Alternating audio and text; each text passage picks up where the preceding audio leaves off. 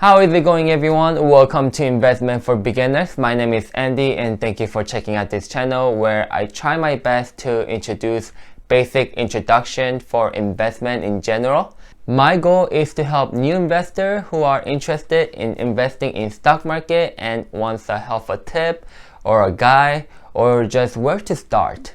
I'll link a playlist for basic introduction to investment in the description below. Also, if you found any of my video helpful or insightful, consider sharing it with your friends and family so we can all hopefully achieve the financial independence and retire early, or also known as FIRE. In this episode, we're gonna talk about something juicy, something that we all love and want, free money, and that is dividends. I'm gonna try my best to cover all the basic important terminology and numbers so you know what they mean, and general information about dividend. Dividend is a great source of passive income that you don't have to actually work to earn, and more money you have in your portfolio with dividend paying company, more money you will be making from the dividend pay. With all that said, dividend is not a right. You are not entitled to it. And depending on company's decision, the dividend can be cut completely. So keep that in mind. Starting off, what is dividend? To sum it up for easy understanding, it's the money a company pays to shareholder for owning their share. Keep in mind that not all the company pays dividends, so make sure to research if the company you want to invest pay dividend. The amount of money that you receive from the company varies from company to company, and they can pay you either monthly, quarterly, semi-annually, or annually. Most companies usually pay quarterly, however. The company will always announce how much they will pay for dividend before you receive them. Using Microsoft as an example, they always announce 3 months prior to the date that you get paid from Microsoft.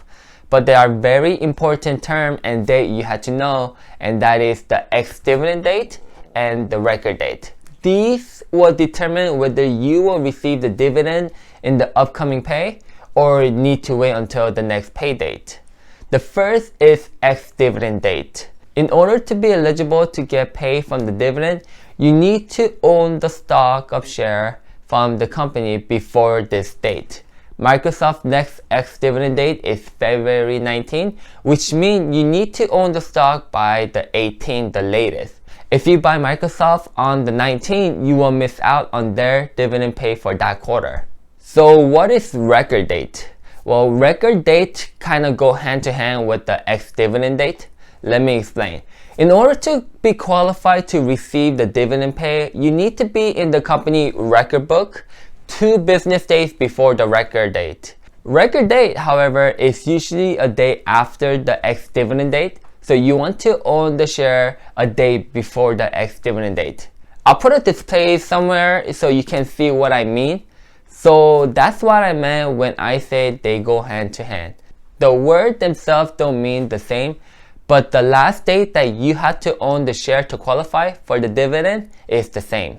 When choosing a company to invest that pay dividends, I recommend that you choose a company that has a great history of paying the dividend consistently and with growth. Especially if the company has a record of paying the dividend during the market crash without lowering the dividend or just completely stop paying dividend. Companies that can afford to pay dividend during the crisis like the market crash is probably a strong company that is likely to survive and continue to grow stronger after the market recovers. However, you need to be careful for company that pays high dividend. There are companies out there that pay high dividend, but the company itself is risky company, or the company are paying beyond their means. So what does that mean? We're going to talk about payout ratio, one of the main important key I believe that every dividend investor should look before investing. Payout ratio is percentage that the company pays dividend from their earning. Ideally, the higher the percentage of the payout ratio, the company is giving out more of the earning to dividend. By giving too much earning away in dividend, the company may have less to reinvest in themselves for innovation, growth, in their employee, and etc. When the payout ratio crosses 100%, then that's a red flag that you need to watch out for. When the company is paying 100% or more of their earning, then there is a good chance that the dividend can drop to lower amount, or worst case scenario, that they can just completely stop paying the dividend all total. So just keep that in mind when looking at the payout ratio, because you want to buy a company that has a great sustainable, that will consistently pay dividend, but also increase the dividend pay too. It's nice to get free money, but it's better if that free money increase each year. There are companies that pay same amount of dividend each and every single pay period for past few years. So that's something else that you might want to consider too. Next we're going to look at is the dividend yield. Dividend yield is a ratio of stock price to a company annual dividend pay. This is useful to look at when you compare two different companies and you're trying to see which two company will give you more dividend with the amount of money that you have. For example, there is a company Alpha who paid dividend of $2 per year and their share price is $50. And there is a company Bravo who pays dividends of $3 per year and their share is $60. In order to find out who pays more dividend for their shares, you have to use the dividend yield equation, which is annual divided by a stock price. Then you times that by 100 to get the percentage. So for the company Alpha, that comes out to be 4% dividend yield, and company Bravo comes out to be 5% dividend yield.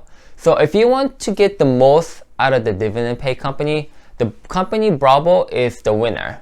Higher the dividend yield percentage, the more dividend you'll get from your money. But keep that in mind that the higher dividend may result to higher payout ratio. High yield dividend is not the number one thing that you should always look out to. So what can you do with the dividends? Well, there are a few things that you can do. You can either cash that out, or use the dividend money to invest in other company, or you can reinvest that back into that company you got paid from. Dividend reinvestment plan, or also known as DRIP, allow you to automatically purchase the share of the company that paid you the dividend with whatever amount of money you receive from the dividend. So for example, if you were paid $100 dividend from Microsoft, the DRIP will automatically take that $100 and buy however amount of share you can get from Microsoft. In a situation where the dividend amount is less than the amount of share, then you won't get a full share but less than one share. For example, if the price of Microsoft is $200, then your $100 from the dividend will get you 0.5 of Microsoft share. So if you have 100 shares of Microsoft, then your new total share might look like 100.5 share. The DRIP will continue to use the dividend you earn and keep buying more shares from the company you got paid from. This is a very powerful method to increase your passive income from the company because you have more share, and when you have more share, you will have more dividend pay. When more dividend pay, you'll be buying more share, which results in more dividend pay. It's this vicious money-making cycle that possesses powerful passive income later down the road. More likely than not, the company will grow and you will increase the capital gain from the share that will increase your portfolio also. I like to mention that DRIP is optional and you can choose to stop if you want. As for me personally, I am not using the DRIP. My plan is to collect the dividend and use them to purchase new company so I can create more diversity in my portfolio and buy new company that also pay dividends. I can't say for sure, but when I have a good diversity in my portfolio, I may activate the DRIP. Just to remind you that the dividends are not exclusive to stock only, they are also paid to mutual fund and ETF. So don't feel like you have to buy a stock only in order to get benefit from the dividend. I believe that's going to cover the basic information for the dividends. If you have any question that I was not able to cover in this video, comment below and I will try my best to answer them. If you stick around to the end, thank you for watching the video, and I want to thank all the support for checking out my channel and my videos. I started this channel because I want to inform new investor who is just starting or to anyone that is curious about certain topic. The information that I wish I had when I was younger, so that way maybe it would help me become a better investor. If you found any of my video useful or insightful, consider subscribing so you won't miss out on the future videos, and super smash the like button is highly appreciated. Thank you, and as always, invest wisely.